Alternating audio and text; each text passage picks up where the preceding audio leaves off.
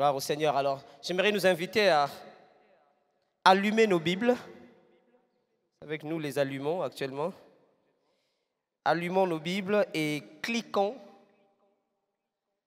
dans 1 Timothée chapitre 6. Nous allons lire donc deux passages. 1 Timothée chapitre 6, du verset 17 au verset 19. Et puis après, nous allons lire aussi, pour ceux qui ont encore les Bibles en papier, donc vous pouvez mettre le doigt pour garder le deuxième verset. Ça sera Luc chapitre 3, juste du verset 10 au verset 11. Donc 1 Timothée 6, de 17 à 19. La Bible dit ceci. « Recommande aux riches du présent siècle de ne pas être orgueilleux et de ne pas mettre leur espérance dans des richesses incertaines. » Vous pouvez souligner « richesses incertaines ». Mais de la mettre en Dieu qui nous donne avec abondance toutes choses pour que nous en jouissions. Le verset suivant dit « Recommande-leur de faire du bien, d'être riches en bonnes œuvres. » Vous pouvez aussi souligner « riches en bonnes œuvres. » D'avoir de la libéralité, de la générosité et de s'amasser ainsi pour l'avenir un trésor placé sur un fondement solide afin de saisir la vie véritable. Nous lisons le verset la deuxième portion des Écritures, Luc chapitre 3, du verset 10 au verset 11. La Bible dit, « Les gens lui demandèrent alors, « Que faut-il donc faire ?» Et lui de répondre. J'ai pris une autre version, c'est la version parole vivante. Donc, vous pouvez voir quelquefois des tournures un peu bizarres. Et lui de répondre, « Si quelqu'un a 2 chemises, qu'il en donne une à celui qui n'en a pas. Si quelqu'un a de quoi manger, qu'il partage avec celui qui n'a rien. » J'aimerais partager avec nous aujourd'hui toujours dans ce sujet que nous avons concernant la générosité. Aujourd'hui, j'aimerais que nous puissions partager sur expression généreuse. Expression généreuse. Le texte que nous avons lu, le premier texte, il s'agit de Paul qui écrit à Timothée en lui faisant un rappel sur quelque chose qu'il lui avait déjà dit des années avant. Vous savez que le livre de Timothée ou l'épître de Paul à Timothée, la lettre de Paul à Timothée, c'est parmi les dernières lettres de Paul. Et il lui fait un rappel de quelque chose dont il avait parlé déjà quelques années avant, quand il n'était pas encore en prison ici, il était déjà en prison. Alors il s'est fait que quand il était en mission, à l'époque où il pouvait encore circuler librement, il a vu l'importance de laisser Timothée à Éphèse pour établir de l'ordre dans cette église-là. Et il lui a demandé de faire 2 choses. En même temps, il fallait confronter les mauvaises doctrines, je veux dire les faux docteurs, des personnes qui venaient enseigner qu'il fallait absolument d'abord judaïser avant de faire l'aveu chrétien. Il fallait d'abord faire des rites des Juifs. Et après, il lui demandait de savoir comment aider les chrétiens à vivre leur vie chrétienne. Parce que ça a toujours été un grand problème depuis le début de l'Église. Comment concilier notre relation, notre vie avec Dieu et comment vivre ça avec les autres. Comment en pratique, dans la maison, dans la société, comment vivre la vie de Christ. Alors, ce sont des instructions qu'il lui avait déjà données et il lui fait un rappel. C'est comme ça que quand vous lisez dans le début de 1 Timothée, il lui dit « Je te rappelle l'exhortation que je t'avais fait lorsque moi je quittais Éphèse et je t'avais recommandé de rester là-bas pour justement confronter les faux docteurs. » Alors cette fois-ci, il lui fait ce rappel du chapitre 1 jusqu'au chapitre 4 de 1 Timothée. Il lui dit comment est-ce qu'il peut mieux confronter les faux enseignements qui poussent les chrétiens à mal comprendre la vie chrétienne, à en faire une sorte de légalisme, de religiosité. Parce que ces enseignements peuvent influencer aussi la manière dont les chrétiens utilisaient leurs richesses. Les faux enseignements, et ça a toujours été comme ça. Chers frères et sœurs, à chaque fois que vous vous exposez à des faux enseignements, ça influence tout le reste de votre vie. Ça influence votre foi chrétienne, ça influence aussi comment vous appliquez votre foi chrétienne dans la société. Et ces faux enseignements avaient même la capacité d'influencer ceux qui étaient riches, ceux qui avaient plus de moyens. Pourquoi? Parce qu'ils avaient l'impression de commencer à acheter les rites du judaïsme. Et eux-mêmes, les Juifs, en essayant de donner ces faux enseignements pour dire aux gens, pour devenir chrétien, oui, c'est bon, tu as cru en Jésus, mais il faut quand même que tu puisses judaïser. Alors, ils commençaient à faire aussi une sorte de transaction. Quand quelqu'un était riche, on lui disait, oui, bon, toi, tu n'es pas obligé de tout faire. Comme tu as de l'argent, on peut remplacer tel rite à telle chose. Donc, les faux enseignements avaient carrément bousillé toute la compréhension du christianisme et de sa façon d'être vécu dans la société. Alors, Paul prend 4 chapitres pour régler ce problème. Il donne à Timothée des instructions sur ça. Et puis, arrivé au chapitre 5 et au chapitre 6, il lui dit maintenant comment est-ce que les chrétiens doivent vivre dans la société leur foi chrétienne. Dans le chapitre précédent, donc le chapitre 5, il lui parle de comment est-ce que les relations doivent être gérées. Comment est-ce que même si nous sommes en Christ, mais il faut savoir reconnaître les différences d'âge, il faut savoir comment parler à une mère, comment parler à un papa, un vieux, comment parler à un jeune, comment parler aux plus petits. Et arrivé dans le chapitre 6, le tout dernier chapitre, il parle maintenant de comment vivre la foi chrétienne quand on a des possessions, quand on a des biens. C'est comme ça qu'il dit, recommande alors à ceux qui sont riches, à ceux qui ont des moyens, à ceux qui sont un peu dans l'abondance, ceux qui sont plus aisés dans un domaine plus que les autres. Recommande-leur de faire très attention. Et j'aimerais attirer votre attention sur 2 choses. Il parle des 2 dangers de l'abondance, 2 dangers de la richesse, 2 dangers lorsqu'on est plus aisé dans la vie, dans un domaine quelconque, dans un domaine social, plus que les autres. Il parle de 2 dangers qui m'intéressent ici. Il parle de l'orgueil, mais il parle aussi de l'ambition. Il parle de l'orgueil et de l'ambition. Dans la version de Alfred Cohen, donc dans Paroles vivantes, il dit « Demande-leur de se méfier de l'orgueil et de l'ambition ». Chers frères et sœurs, quelque chose qui arrive souvent lorsque vous regardez vous-même, quand vous sentez que vous êtes un peu plus aisé que quelqu'un d'autre dans un domaine. Regardez, le premier réflexe, c'est que vous avez l'impression que vous contrôlez mieux les choses que lui.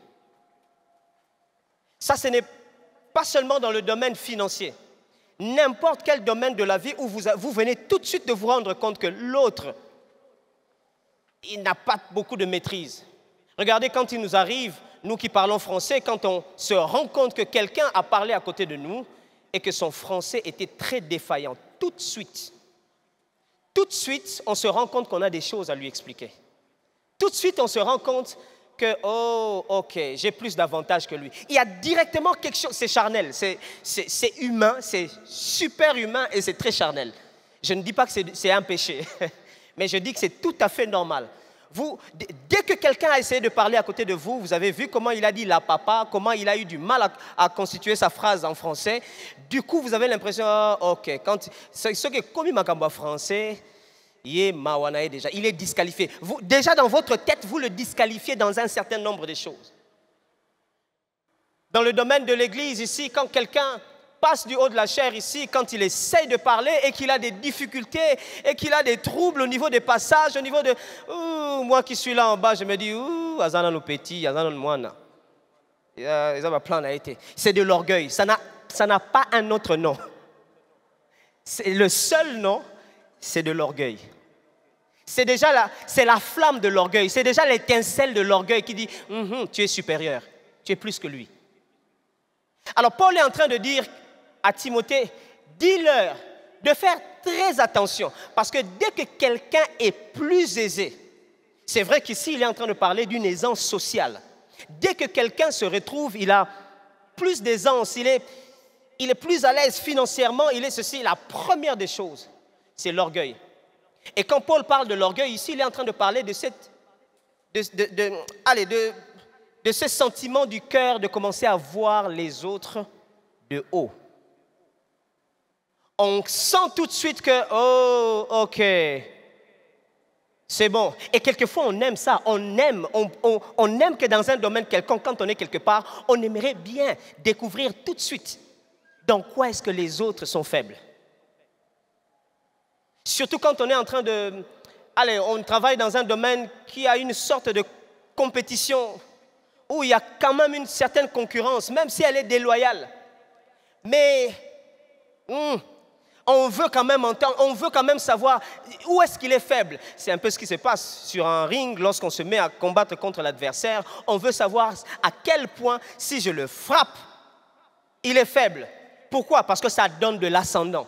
Alors Paul est en train de dire, il faut faire très attention quand on est aisé socialement. Et quand il parle de la richesse ici, il ne parle pas vraiment, il ne veut pas parler de ceux qui sont absolument riches, mais il parle de ceux qui ont de l'abondance dans un certain domaine social. Quel est le domaine social où vous êtes plus à l'aise?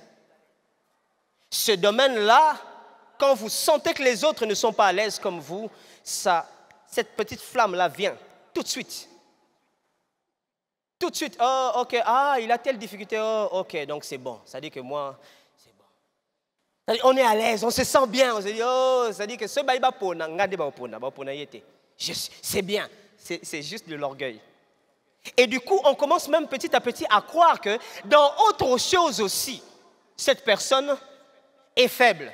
On commence à croire qu'on n'est pas supérieur à lui que dans ce domaine-là. On commence à croire que certainement dans autre domaine aussi, par incidence, dans autre domaine aussi, je suis plus que lui. C'est de l'orgueil. Et Paul dit, demande-leur de faire très attention à ça. Frères et sœurs, ce matin, je suis en train de vous dire que des choses que vous connaissez. Je ne sais pas pourquoi, mais c'est ce que Dieu m'a demandé de vous dire. Faites très attention quand vous êtes aisé dans un domaine. Commencez à regarder quel est ce domaine de votre vie où vous savez que vous êtes dans l'abondance. Surtout quand il s'agit des finances. On sent tout de suite, regardez, ceux qui sont aisés financièrement ont la facilité de commencer à manipuler ceux qui n'en ont pas. Ils ont facilité à manipuler l'indigent. Ce n'est pas d'abord diabolique, c'est charnel. C'est humain. C'est quelque chose à laquelle il faut faire très attention dès le départ. La deuxième des choses, il s'agit de l'ambition. Dans Louis II, on ne voit vraiment pas ce mot ressortir, mais dans d'autres versions, on le voit ressortir. Il parle de l'ambition. L'ambition n'est pas une mauvaise chose en soi. Il faut avoir de l'ambition. Il faut avoir des ambitions. Il faut être ambitieux dans la vie. Mais quand Paul parle du fait de se méfier de l'ambition, il parle du fait que la ligne devient tellement fine. Lorsqu'on est aisé socialement, les ambitions commencent à dépasser les limites. Il est en train de parler ici des aspirations trop élevées. D'ailleurs, vous savez, il le dit dans Romains chapitre 12, il dit, faites très attention, n'aspirez pas à ce qui est très élevé. J'aimerais bien lire ce passage dans Romains chapitre 12. Je prends la version parole vivante qui me permet d'avoir les mots que j'ai utilisés. Romains 12 à partir du verset 16. Il dit, n'aspirez pas, que vos sentiments vous rapprochent les uns des autres. Quand il dit ayez les mêmes sentiments les uns les autres, il ne veut pas dire que ayez absolument les mêmes sentiments. Il dit que vos sentiments soient un objet de rapprochement entre vous. Vivez ensemble en bonne harmonie. Ne frayez pas seulement avec les gens importants. Vous voyez, quand quelqu'un est aisé socialement, le premier réflexe, il commence à vouloir à tout prix s'asseoir avec des gens importants. D'ailleurs, c'est comme ça qu'on les appelle, des gens importants. J'aime bien ce film où un homme a dit à sa maman, il dit, maman, tu as gâché ma soirée, c'était un homme important, c'était monsieur le préfet, il était ici, c'est un homme important. Et puis sa mère dit, important pourquoi? Parce qu'ils sont préfets de je ne sais où. Quand quelqu'un est aisé financièrement, il commence à frayer qu'avec les gens de cette catégorie-là. Alors la Bible dit, ne frayez pas seulement avec ces gens-là. C'est eux qui vous donnent l'impression que vous devez avoir votre clique à vous, vous devez avoir votre... C'est vous. Et ça, c'est dans tous les domaines, mes frères et sœurs. Méfiez-vous de cette affaire. Il dit, complaisez-vous dans la compagnie des humbles. C'est-à-dire que le fait que vous soyez aisé socialement ne doit pas vous faire créer une clique à vous seul. Continuez à fréquenter surtout aussi les gens qui sont humbles. Il veut parler ici des gens qui sont humbles, pas seulement l'humilité du cœur, mais qui ont une façon de vivre simple. des gens qui sont humbles de cœur, des gens qui n'ont pas besoin de beaucoup pour vivre. Méfiez-vous de l'orgueil et de l'ambition. Il dit, n'aspirez pas à réaliser de grandes choses. Alors, il faut bien comprendre, il ne dit pas que c'est mauvais de chercher à réaliser des grandes choses. Mais il est en train de, quand il parle des grandes choses ici, le mot grand ici, c'est méga, pour dire ce qui est au-delà de l'humainement acceptable. N'aspirez pas à réaliser des grandes choses. Adonnez-vous aux tâches modestes. Ne vous surestimez pas. Ne soyez pas de ceux qui savent tout mieux que les autres. Vous voyez? Quand il dit dans la version Louis II, ne soyez pas sages à vos yeux. Ne soyez pas de ceux qui savent tout mieux que les autres. Ça, c'est quelque chose qui commence à naître du cœur de celui qui est aisé financièrement. Du coup, il développe l'ultra-crépidarianisme. Il connaît tout. Vous connaissez ce terme français qui veut simplement dire le fait d'avoir toujours son avis dans des choses même qu'on ne maîtrise pas. Il dit, ne vous croyez ni meilleur, ni sage, ni plus sage que vous ne l'êtes, et n'ayez pas l'outrecuidance. Là, quand même, il a fait fort, il a utilisé des termes forts. L'outrecuidance, c'est simplement le fait de se surestimer, avoir vraiment une trop haute opinion de soi-même. N'ayez pas l'outrecuidance de penser que vous avez déjà tout compris. Waouh, lui, il le dit très bien. C'est ça ce qui veut dire, ne soyez pas sage à vos yeux. N'ayez pas toujours l'impression qu'avant même qu'on dise, vous avez déjà compris. Et généralement, ça c'est la position que se donne celui qui se sent dans une certaine aisance sociale. Alors ces choses ne doivent pas diriger votre cœur. Je sais que nous parlons de l'expression généreuse, mais j'ai commencé par cette affaire parce que la générosité, c'est d'abord toujours l'affaire du cœur. Alors, qu'est-ce que je veux dire par ceci, mes frères? Il faut savoir que Paul est en train de dire ces choses pour faire comprendre aux gens qui sont aisés socialement, aux frères et sœurs, aux membres de l'Église, que la générosité, mes amis, ça ne commence pas dans les poches. Ce n'est pas parce que les poches sont pleines que l'on a la générosité.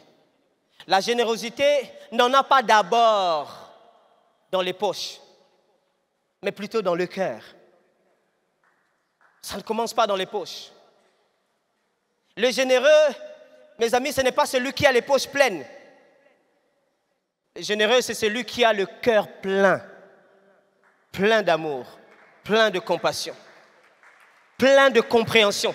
Il sait que l'autre, je connais peut-être mieux que l'autre, mais je peux toujours apprendre de l'autre. Ce n'est pas parce que je parle mieux français que celui qui a des difficultés pour s'exprimer en français ne peut rien m'apprendre. Je n'ai pas encore tout compris. Du reste, la Bible dit, si nous connaissons, nous ne connaissons qu'en partie. Il n'y a rien qui n'est parfait en nous. Je prie que le Seigneur dans cette église puisse, en commençant par moi-même, toucher des cœurs des hommes et des femmes, que nous soyons marqués d'humilité. Même quand tu sais, même quand tu regardes les autres, tu as l'impression que, ils n'ont pas compris, mais tu sais aller derrière, tu sais venir derrière, pas devant pour bloquer le chemin, tu sais venir derrière pour négocier la compréhension. C'est très important. Paul est en train de montrer ici que même les gens qui sont aisés socialement peuvent faire preuve de la pastorale. Ils peuvent faire preuve de compréhension. Parce que la générosité, ce n'est pas d'abord dans les poches. Le généreux n'est pas celui qui en a dans la poche, mes amis. Le généreux en a dans le cœur. C'est son cœur qui est plein. Souvenez-vous, Jésus était en train de dire, là où se trouve ton trésor, là est ton cœur. Et vous comprenez pourquoi le généreux, ce n'est pas d'abord celui qui en a dans les poches. Parce que Dieu poursuit son cœur. C'est pour ça qu'à chaque fois que Dieu est venu rencontrer un homme sur terre, même si cet homme était aisé socialement, Dieu allait poursuivre d'abord son cœur. Abraham n'avait pas un problème avec sa femme. Sa femme n'avait pas un problème de stérilité. Ce n'était pas du tout un problème. Mais Dieu avait besoin du cœur d'Abraham. Abraham était riche. C'était un homme très aisé socialement. Mais son cœur, c'est ça le test d'intégrité. C'est ça le test par lequel Dieu nous fait passer. Et plus vous êtes bénis, plus dur sera le test. Plus vous avez des moyens, plus dur sera le test. Dieu va vouloir, plus, regardez bien, plus vous avez des compétences dans la vie, plus dur sera votre test. Les gens qui sont modestes, je n'essaie pas de vous décourager, mais je vous montre quelque chose qui est réel. Les gens qui ils parlent pas français, ils n'ont pas beaucoup étudié, ils n'ont rien de grave dans leur vie. Ils vivent normalement. Pasteur Olivier, regardez bien, ces gens-là, ils n'ont pas de problème. Ils n'ont pas de maladie dans leur corps, ils n'ont pas de ceci, mais toi, tu parles très bon français, tu es très élevé et ton problème a l'air d'être grand aussi. Parce que Dieu en a derrière ton cœur. Dieu a besoin de faire plusieurs tests pour que le jour où il a ton cœur entre ses mains, il est capable. Regardez Job, il était riche, mais Dieu a dit, c'est le moment de faire un test de cœur. Dieu en a toujours derrière le cœur. Pourquoi? Parce que là où est ton trésor, là se trouve ton cœur. Or, si ton trésor, c'est ta poche, ça veut dire que ton cœur est dans ta poche. Le jour où on te vide les poches, on part avec ton cœur. Le jour où on te vole tes biens, tu ne sais plus vivre parce que ton cœur est parti avec. Le jour où on vide ton compte en banque, tu fais un AVC parce que ton cœur est parti avec ton compte. Mais Dieu veut se rassurer que ton cœur n'est pas dans ta poche. Il veut se rassurer que ton cœur est dans sa main. Même quand on vide tes poches, on n'a pas vidé ton cœur. Or, le généreux, ce n'est pas celui qui en a dans la poche, il en a dans le cœur. Même quand les poches sont vides, il sait donner de son cœur. Le jour où il n'y a pas d'argent, il sait donner la loyauté. Le jour où il n'y a pas d'argent, il sait donner l'intégrité. Le jour où il n'y a pas d'argent, il sait donner l'impartialité. Le jour où il n'y a pas d'argent, il sait donner le respect. Tout ce qu'il donne réussit. Parce qu'il n'en a pas dans la poche. Je prie que votre cœur ne soit pas dans votre poche.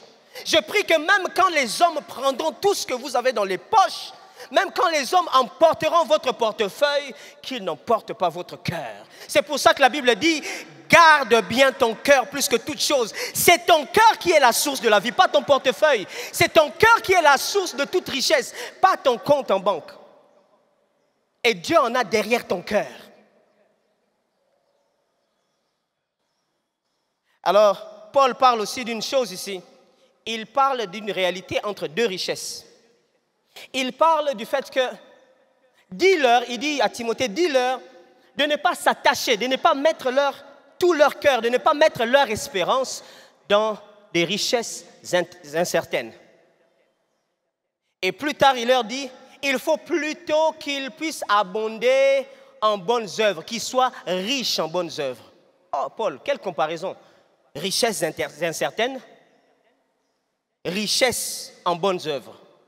Il est en train de parler de ces deux réalités. Est-ce que c'est une opposition? Le mot incertain ici, quand il dit « dis-leur de ne pas placer leur espérance dans les richesses incertaines », il est en train de parler d'un mot grec qui donne littéralement instable, confus. Instable, confus. Des richesses de confusion, des richesses qui peuvent facilement t'emmener dans la confusion. Des richesses instables, tu peux en avoir aujourd'hui et dans 24 heures, tout tourne mal et tu deviens vraiment celui que tu n'avais jamais imaginé dans la vie. C'est ça qu'il appelle les richesses incertaines. Il dit, dis-leur de ne jamais mettre leur cœur là. C'est pas une bonne chose. En réalité, ce que Paul est en train de dire ici, il n'est pas en train de dire que les richesses incertaines sont mauvaises. Non. Mais il est en train de parler du positionnement de notre cœur par rapport à ces richesses-là. Dis-leur de ne pas mettre leur espérance dans ça. De ne pas faire des richesses incertaines leur trésor. De ne pas mettre leur cœur là-bas. Mais Paul est en train de montrer ici qu'il y a une façon, il y a un moyen de bien utiliser les richesses incertaines. Dans Luc chapitre 16, vous avez un autre terme que Jésus utilise qui est presque le terme que Paul utilise. Jésus parle des richesses injustes. Vous vous souvenez encore? Il dit, si vous n'avez pas été fidèle avec les richesses injustes, comment vous allez l'être avec les véritables? Comment est-ce qu'on va vous confier les véritables? Et quand Jésus dit richesse injuste, c'est presque le même sens que dit Paul. Jésus est en train de montrer simplement le fait que ce sont des richesses qui, d'une façon ou d'une autre, ont toujours une certaine tâche d'injustice quelque part. Mes amis, Dieu ne fabrique pas l'argent, ce sont les hommes qui en fabriquent. Dieu ne fabrique pas des billets de banque, ce sont les hommes qui en fabriquent. Et les hommes en fabriquent avec leurs ambitions mauvaises, avec leur caractère pourri, ils fabriquent l'argent. Dieu n'en fabrique pas. Mais Dieu peut l'utiliser pour l'accomplissement de ses objectifs parce que l'humanité est soumise au contrôle de Dieu. Alors, ce que Paul essaie de nous dire ici, c'est qu'il y a moyen, avec des richesses incertaines, de pouvoir devenir riche en bonnes œuvres. Ça veut dire que j'ai sorti ici 2 formules qui vont vous aider pour ça. 2 formules. Paul essaye de dire, les richesses incertaines ne sont pas diaboliques. Il ne faut seulement pas mettre son cœur dedans, pas du tout. Mais il faut plutôt les utiliser pour pouvoir devenir riche en bonnes œuvres. Donc il existe une vraie richesse selon Dieu. Cette richesse, ce n'est pas l'argent. Cette richesse, c'est des bonnes œuvres, des œuvres qu'on aurait accomplies pour la gloire de Dieu en utilisant des richesses incertaines. Donc j'ai sorti ici quelques formules. Générosité plus richesse incertaine, ça te donne richesse en bonnes œuvres. C'est ce que Paul essaie de dire. Pourquoi? Parce que la générosité, c'est dans le cœur. Le généreux en a d'abord dans le cœur. Ça veut dire qu'un cœur généreux, je ne sais pas pourquoi cette formule ne passe toujours pas, aidez-moi à faire passer cette formule, voilà.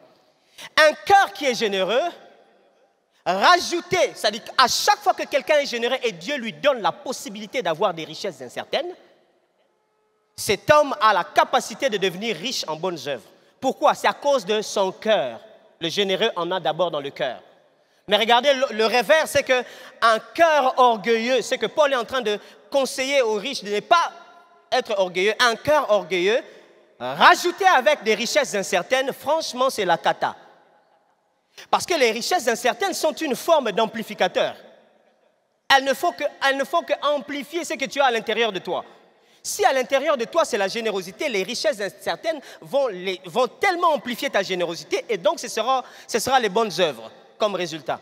Mais quand c'est l'orgueil, l'égoïsme, tout ce qu'il y a là, quand c'est mélangé avec des richesses incertaines, on devient pauvre en bonnes œuvres. Alors mes amis, détrompez-vous. Beaucoup de gens que vous voyez qui sont riches sur la terre devant les yeux de Dieu, ils sont très pauvres. Parce que la notion de pauvreté et richesse en Dieu, ça n'a tout à voir qu'avec l'accomplissement des objectifs de Dieu. C'est celui qui accomplit les objectifs de Dieu qui est riche. Quelle que soit la richesse terrestre, quand ça n'accomplit pas les objectifs de Dieu, vous êtes pauvre. Quel que soit le bon français que tu parles, quand ça n'accomplit pas les objectifs de Dieu, tu es pauvre. Quelles que soient les compétences que tu as au travail, quand ça ne sert pas d'une façon ou d'une autre à accomplir les objectifs de Dieu, tu es incompétent. Vous êtes très calme, mais ce n'est pas grave. Alors, ça nous montre un autre aspect du généreux. Donc, du coup, le généreux n'attend pas d'en avoir beaucoup.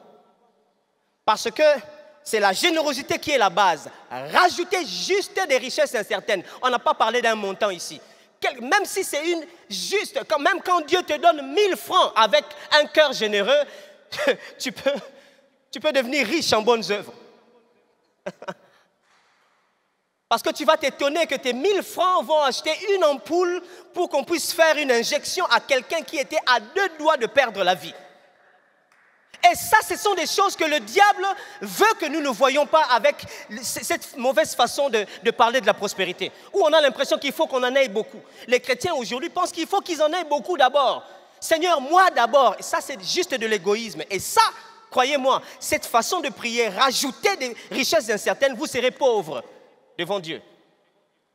Alors Dieu veut que vous compreniez que le généreux, ce n'est pas celui qui en a beaucoup. Mais c'est celui qui s'est passé à l'action à chaque fois que son cœur généreux ressent le mouvement de Dieu.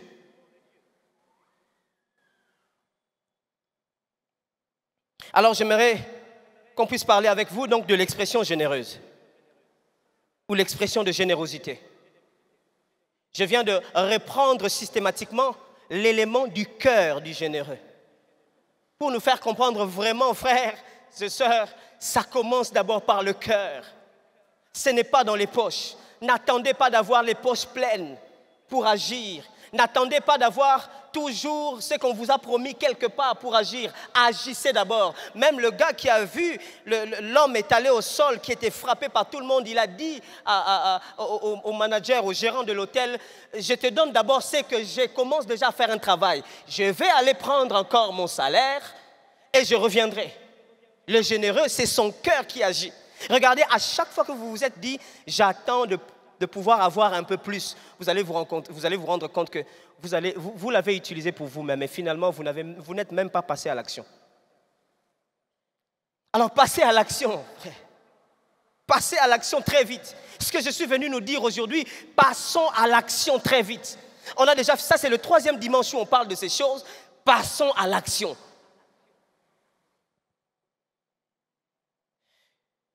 Dans le verset que nous avons lu avec Jean là-bas, j'ai préféré prendre la version parole vivante qui est plus expressive à mon sens. On nous parle de gens qui étaient en train d'évangéliser, de prêcher la bonne nouvelle et puis les gens venaient, bon c'est toujours bizarre quand on parle de gens qui baptisaient les gens parce que les gens venaient vers lui, les gens venaient vers Jean et il leur prêchait la parole et il les baptisait. Et il s'est mis à leur prodiguer quelques conseils selon leurs questions. La Bible dit que les gens lui ont posé des questions parce qu'ils se sont dit, ok, maintenant nous nous sommes baptisés, mais il y a certainement une action. Ce sera quoi l'action? Qu'est-ce que nous devons faire? On est juste passé par l'eau, c'est bien, mais dis-nous maintenant, qu'est-ce que nous devons faire?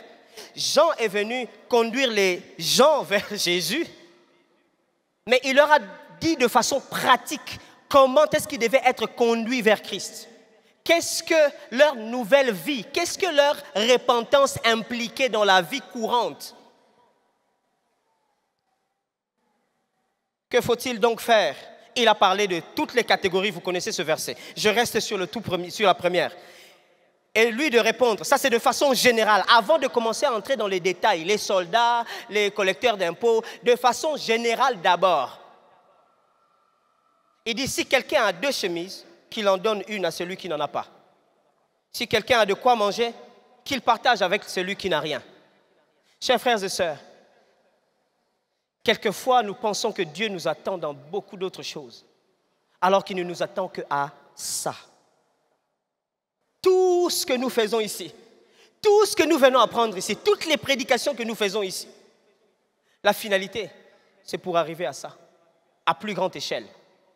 C'est être capable de pourvoir aux besoins des nécessiteux. Être capable de venir en aide. Il y a en ce moment dans notre nation des personnes qui passent du temps dans des hôpitaux et qui manquent juste une seule ampoule d'injection, qui manquent juste un petit 500 francs pour qu'on achète même. J'ai déjà entendu parler de quelqu'un qui est mort parce qu'il n'y avait pas de seringue, vous vous imaginez. Pas de seringue. Je ne sais même pas s'il y avait déjà le produit pour lui faire l'injection, mais c'est le seringue qui a manqué et la personne, les minutes sont passées, la personne est morte. Dans un pays où on a 98% des chrétiens.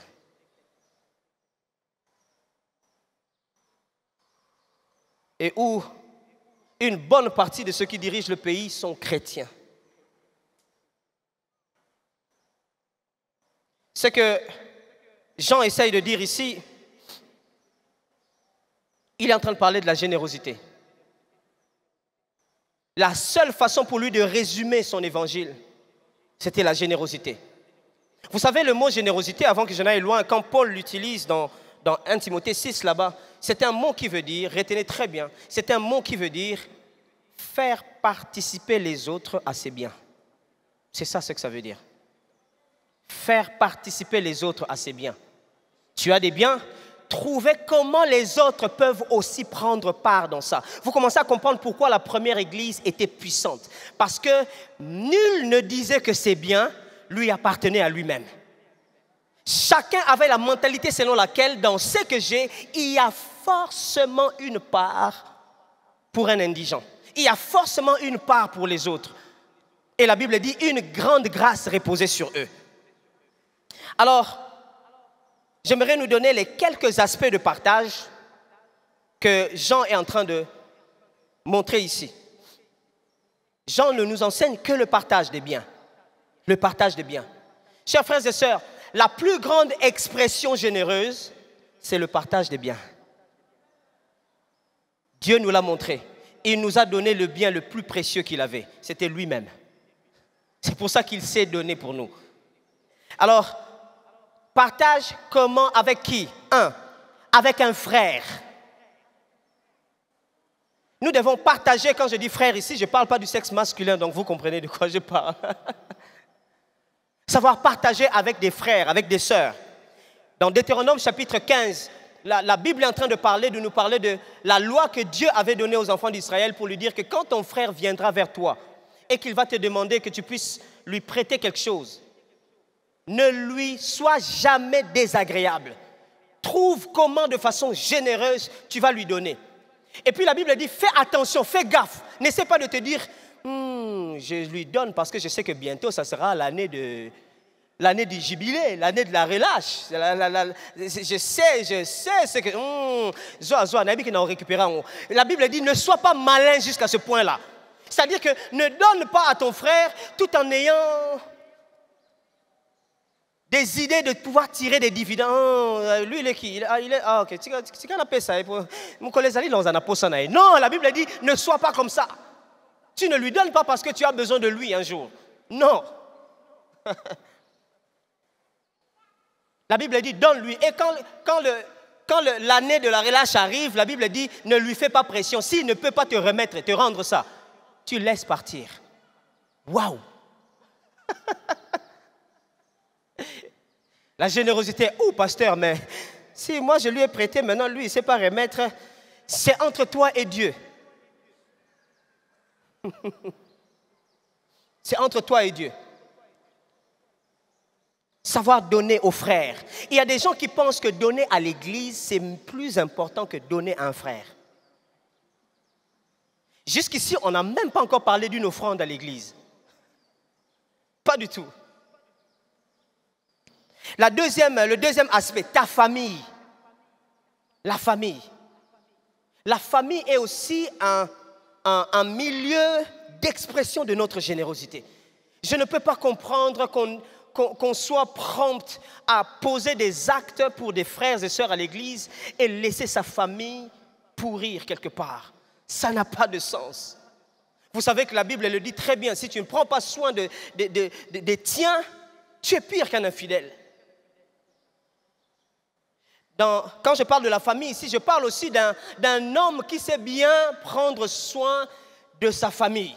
Un homme qui sait prendre du temps pour se réjouir avec sa famille. C'est très important. C'est devenu rare ces choses-là. Et surtout pas en milieu chrétien. Chez les païens, oui. Les chrétiens, on a plus important à faire, c'est la prière, c'est le jeûne, c'est l'église. La famille est plus importante. Ta femme, tes enfants sont plus importants. Écoutez ce que la Bible dit dans Deutéronome chapitre 14. La Bible dit, tu vas chaque année, tu seras en train d'enlever la dîme. Tu prendras le 10e de la récolte de toute l'année. Et tu en feras quoi? Tu vas organiser une fête. Tu vas manger toi et ta famille. Vous saviez ça? Papa Jacques, vous saviez ça? Chaque année, le 10e de toute l'année, tu organises une fête. Et ça se passait à Jérusalem. Tu vas avec ta famille à Jérusalem. Et puis, la Bible dit, tu fais ça pour apprendre à craindre l'Éternel. Vous avez vu ça? Il dit, afin que tu apprennes à craindre toujours l'Éternel, ton Dieu. Tu veux qu'on puisse savoir comment tu crains le Seigneur? Tu veux que je puisse être sûr que tu crains l'Éternel? Je veux savoir comment tu te réjouis avec ta famille. Autant la crainte de l'Éternel, c'est le commencement de la sagesse, mais l'une des choses qui nous apprend à craindre l'Éternel, c'est comment nous nous réjouissons avec notre famille. Ce n'est pas question de salaire, c'est question du cœur. Même $1 chaque mois fera que tu as $12 pour acheter ne serait-ce qu'une pizza et manger avec la famille à la fin de l'année. Et en plus, tu n'es pas obligé de le faire à la fin de l'année. Non, les fêtes là, c'est... Tu sais, ça a toujours été pendant la fête que les enfants de Dieu ont été tués. Hein? Non. La fête avec les tiens, avec ta famille. Organise une rencontre. Ah, et puis la Bible dit, à cette rencontre, tu peux même inviter un lévite. Pourquoi les chrétiens, pourquoi nous le faisons? Frère, pardon, tout ça, qu'il te dans le cœur. Pourquoi nous fait ta sous tebi sur ma chrétien? Pourquoi tu organiser moi plan mon robot et to kutani, hein? Ça dit que to sepeli kaka. To sepeli na biso, to sale loko mususu te to sepeli kaka. Ça ne se passe pas que dans les 4 murs, mes amis. Cher frère, tu ne peux pas passer toute une année sans être sorti avec ta femme en dîner de... Les femmes vont aimer ça. Chérie, on organise déjà, hein? C'est-à-dire qu'on le fait... c'est-à-dire que avant que ça ne finisse. T'as là. Oh non, salaire en gros, et si là, et si là. Et si là. Parce que si aujourd'hui tu fais un accident, et si li, yango et sili te yondo sili. Alors, Tommy sili c'est l'ango avant bisoto sila, on ne sait jamais. Et nous ne le faisons pas pour la gloire du... Attendez, nous ne le faisons pas pour le diable. Nous faisons ça, nous nous réjouissons. La Bible dit, ça dit que tu te réjouis de ce que Dieu a fait. C'est-à-dire que ça là, c'est Dieu qui m'a donné.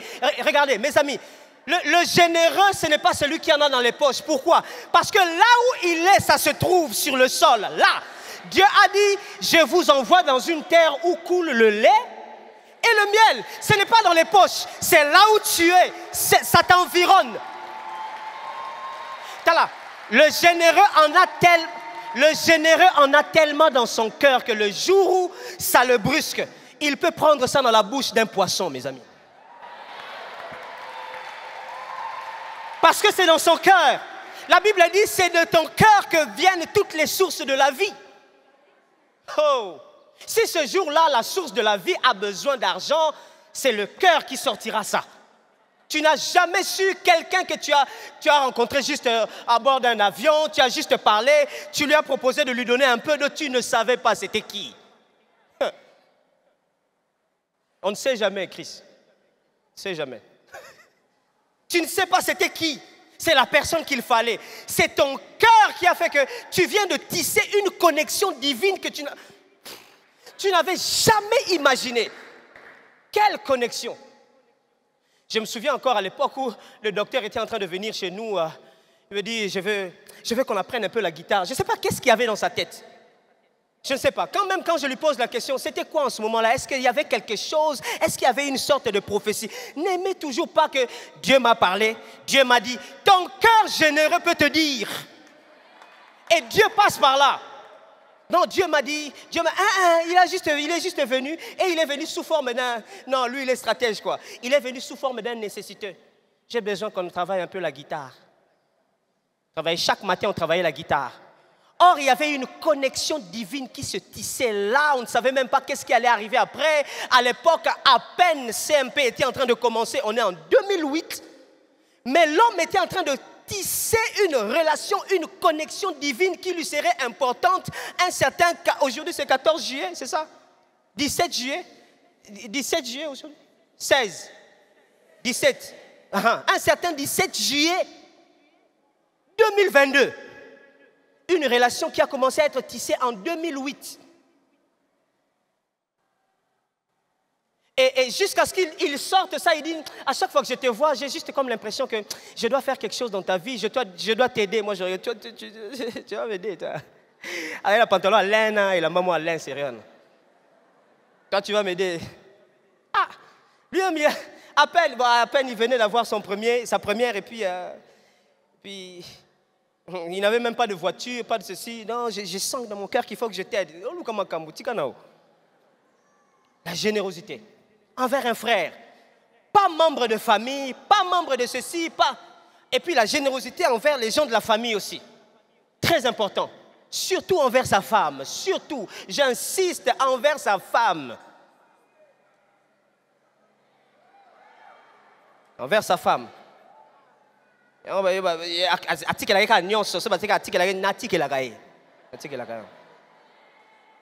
Moi, je veux être heureux, pardon. Il faut me laisser.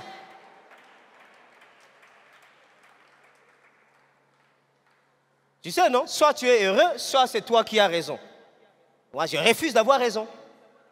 C'est simple. Je refuse d'avoir raison pour être heureux.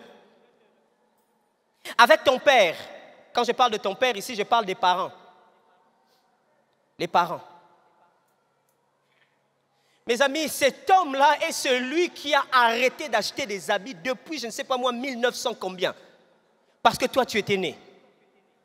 Je ne me souviens pas une seule fois où mon père s'est acheté ensemble costume depuis que je suis né. Je ne m'en souviens pas. Pas du tout. Cet homme a serré la ceinture pendant des années, alors qu'à l'époque, il n'avait plus de travail. Il était devenu, je ne sais pas moi, un surveillant dans une école. Et sa femme travaillait juste au grand marché.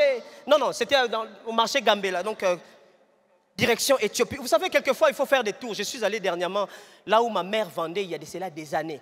Elle vendait, elle avait un petit maléwa. C'était entre Éthiopie et Boussou-Djano, je crois. Ouais. Éthiopie et Boussou-Djano. J'ai regardé le lieu, j'ai dit, c'est ici. Chaque 4 heures du matin, elle venait ici. Elle allume le feu, elle met la marmite, elle prépare les haricots, tout et tout. Elle se rassure qu'à 6 heures déjà, les messieurs qui sortent là pour aller au travail, ils passent pour prendre le café. Et puis après, ceux qui viennent vers 10 heures pour commencer à manger, j'ai regardé ce lieu-là. C'est ici. Cette femme, je ne l'ai plus jamais vue s'acheter des habits. Elle mérite toute ma gratitude. Je me souviendrai toujours un jour, les militaires à l'époque de Mobutu, les militaires étaient en train de chasser les femmes qui vendent là, tout et tout, près de la route. Et puis je voyais comment, moi j'étais petit, mais je voyais comment elles recevaient les ngondos là, des soldats en ce temps-là. Pour moi. Alors que j'étais un enfant, c'est-à-dire au yekaka. Vous savez, il y a des enfants bakaniote au yekaka. C'est tout ça. Aujourd'hui, on a encore la possibilité. À cette époque-là, ça n'existait pas. C'est-à-dire que vous n'avez pas de choix. Vous me subissez. Et cette femme qui était déjà avancée en âge, elle a dit à son mari, écoute, comme toi, tu n'as plus de travail consistant, moi, je vais continuer à vendre jusqu'à ce que cet enfant puisse avoir son diplôme d'État. Après, là, ça sera fini. Je ne saurai plus. Mon dos, ça ne marche plus. Je ne sais plus. Et puis, voilà. Et aujourd'hui, vous allez me dire qu'elle est sorcière? Non. Pas du tout. Envers ses parents. La Bible dit, Jésus est en train de blâmer les pharisiens en leur disant, vous êtes en train de détruire le commandement de Dieu. Parce que vous appréciez ceux qui disent, en tout cas, ce que j'allais te donner, papa. En tout cas, j'ai donné ça en offrande pour le Seigneur.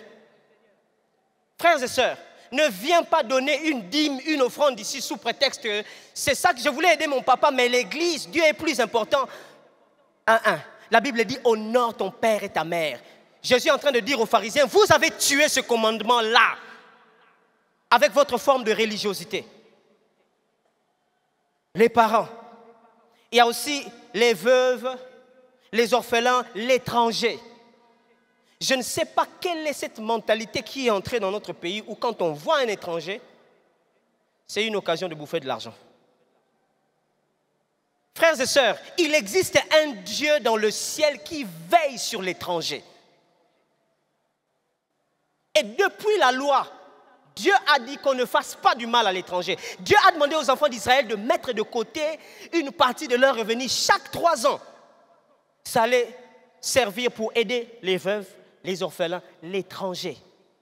Et regardez, nous sommes ici, les nations païennes, quand vous allez dans ces nations-là et que votre femme est enceinte, elle trouve la possibilité d'être prise en charge et puis on prend soin d'elle et puis vous pensez que ça vient d'où? C'est l'organisation de pouvoir mettre de côté. Et c'est un principe de Dieu. Dieu va toujours bénir ces personnes-là. Toujours. Et nous qui pensons, nous ici, bon, nous on est un grand pays, c'est clair. On prend soin des veuves, c'est clair. Et on pense que c'est bien. On aime ça. Nous prenons soin des orphelins, de ceci, c'est très bien. Mais ce que j'aimerais nous dire, c'est que ce sont des principes divins. On n'a pas besoin d'être chrétien d'abord pour ça. Comment on peut trouver normal de donner de l'argent, soi-disant en offrande, alors que nous ne prenons pas soin des veuves? Comment nous, en tant qu'Église, on peut être très à l'aise de nous asseoir comme ça, alors qu'il y a quelque part des orphelins dont on ne prend pas soin? Bientôt, on va avoir cette campagne qu'on fait souvent dans cette Église, que ce soit pour les fournitures scolaires, que ce soit pour prendre soin des nécessiteux. Quand ça va commencer, frère, mettez-vous dedans. Quand ça va commencer, ma soeur, mettez-vous dedans. Nous ne devons pas nous rester comme ça, des mois et des mois à l'aise, bien habillés, alors qu'il y a des gens qui ne savent même pas aller au culte. Pourquoi? Parce que ce sont des enfants qui sont quelque part, ils sont presque... Et là où ils sont, vous n'êtes même pas sûr qu'on prend soin d'eux. Parce que quelqu'un veut juste se prendre de l'argent pour lui-même et puis il crée sa parcelle, il dit orphelinat et puis, allez, il commence à tirer des dividendes. Si nous, l'Église, nous ne faisons rien, honte à nous. Honte à nous. Je nous défie en tant qu'Église. Cette année ne doit pas passer comme ça. Nous devons passer à l'action, je l'ai dit ici. Nous devons, à la fin de cette année, nous devons être capables d'avoir pris en charge des personnes. Nous devons être capables d'avoir sorti des enfants de la rue. Nous devons être capables d'avoir aidé les gens. Et en dernier lieu, les intérêts du royaume de Dieu. Nous devons savoir partager nos biens pour l'intérêt du royaume. La Bible parle de celui qui nous enseigne la parole, tout et tout, faisons-lui part de nos biens entièrement. Bon, ça c'est un peu compliqué parce que quand on en parle, ça peut faire fuir les gens. Mais ce que je dis ici, mes amis, c'est savoir investir pour les intérêts du royaume. L'avancement de l'évangile. Il y a des choses pour lesquelles vous ne pouvez pas résister. Vous ne pouvez pas connaître un missionnaire qui va quelque part et le laisser main vide, même si c'est avec 1000 francs seulement. Ayez votre part dans la mission. Ayez votre part dans les choses qui font avancer le royaume de Dieu.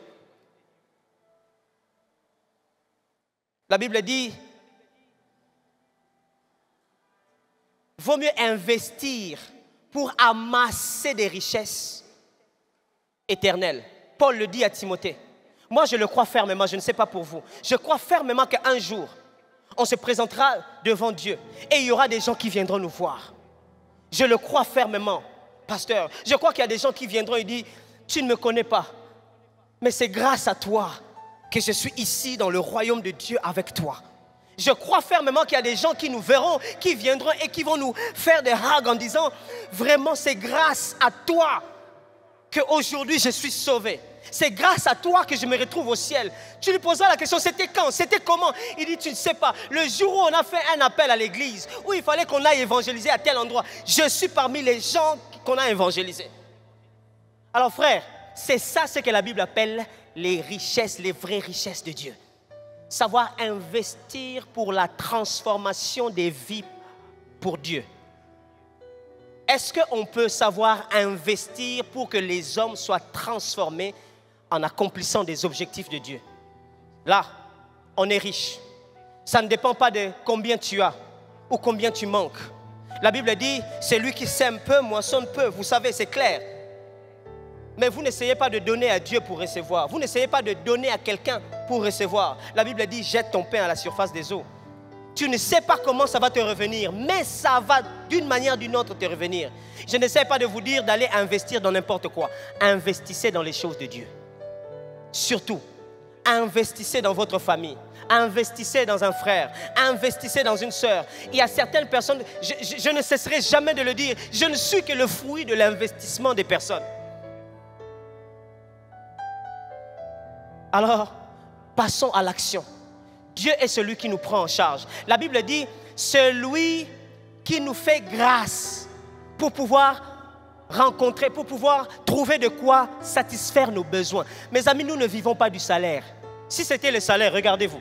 Si c'était le salaire, jamais. Nous vivons par la grâce de Dieu. Quand tu as la grâce de Dieu, même un petit salaire peut te faire vivre. Mais quand tu n'as pas la grâce de Dieu, même des millions et des millions seront dépensés pour une opération que tu ne comprendras jamais. Alors nous ne vivons pas du salaire. Et j'aime bien ce que la Bible dit. C'est lui qui fournit la semence au semeur et du pain pour sa nourriture. Vous fournira et vous multipliera quoi? Et je pensais que Dieu multipliait la récolte. Dieu ne multiplie pas la récolte. Dieu multiplie la semence. Pourquoi? Parce que c'est lui qui sème peu, moissonne peu. Dieu veut que tu puisses s'aimer beaucoup. La récolte, ça dépend de comment toi tu sèmes, ça ne dépend pas de Dieu. Mais Dieu se rassure que tu aies la semence. Dieu se rassure que tu aies de quoi faire des bonnes œuvres. La récolte, ça dépendra de toi. C'est à toi-même de savoir gérer la récolte. Mes amis, c'est pour ça que cet évangile de dire « donnez à Dieu et vous recevrez », ce n'est pas biblique. Dans la Bible, on ne donne pas pour recevoir. On donne parce qu'on a reçu. C'est lui qui nous a donné de quoi s'aimer. On récolte beaucoup sur base de notre sagesse, à savoir créer des entrées d'argent, créer des entreprises basées sur la justice, et ça nous aide à récolter beaucoup. Lui, il nous donne la sémence, et cette sémence n'est pas seulement l'argent. Cette sémence, c'est ce qu'il place dans le cœur, la générosité. Cette sémence, c'est la petite idée qu'il met en toi de pouvoir commencer cette petite entreprise. Tu as l'impression que ça n'a rien du tout, mais toutes les richesses sont cachées là-dedans. Alors, il te fournit la sémence.